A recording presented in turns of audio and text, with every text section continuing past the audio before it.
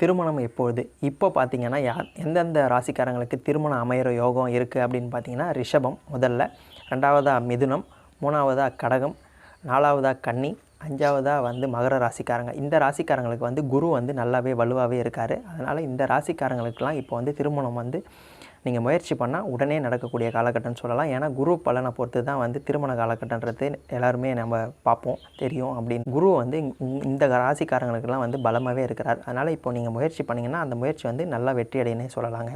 அடுத்ததாக பார்த்தீங்கன்னா மேஷம், விருச்சிகம், மீனம் இந்த 3 ராசிக்காரங்களுக்கும் பார்த்தீங்கன்னா குரு அடுத்தபடியான ஒரு பலத்தில் இருக்கார். அதாவது ராசியை பார்க்குறார். இந்த ராசிகள்லாம் பார்க்கும்போது என்ன பண்ணுவார்னா திருமணம் எளிதாக கைகூடுற அளவுக்கு உங்களுக்கு வைப்பார். அதனால் நீங்கள் உடனடியாக முயற்சி செஞ்சிங்கன்னா இந்த ராசிக்காரங்களுக்கெல்லாம் இப்போ திருமண முயற்சி வெற்றி அடையக்கூடிய காலமாகவே இருக்கும்னு சொல்லலாம்.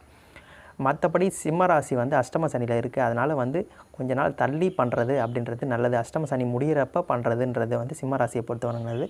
துலா ராசி, கும்பராசி எல்லாம் 7 சனி அமைப்பு அப்படின்றதுனால அந்த ராசிக்காரங்களுக்கெல்லாம் பார்த்திங்கன்னா கொஞ்சம் தாமதம் அடையக்கூடிய நேரமாக தான் இந்த நேரம் இருக்கும். அதனால் முதல்ல சொன்ன 5 ராசிக்காரங்களை சீக்கிரம் நீங்கள் முயற்சி பண்ணால் உங்களுக்கு திருமணம் எளிதிலே கைகூடும்.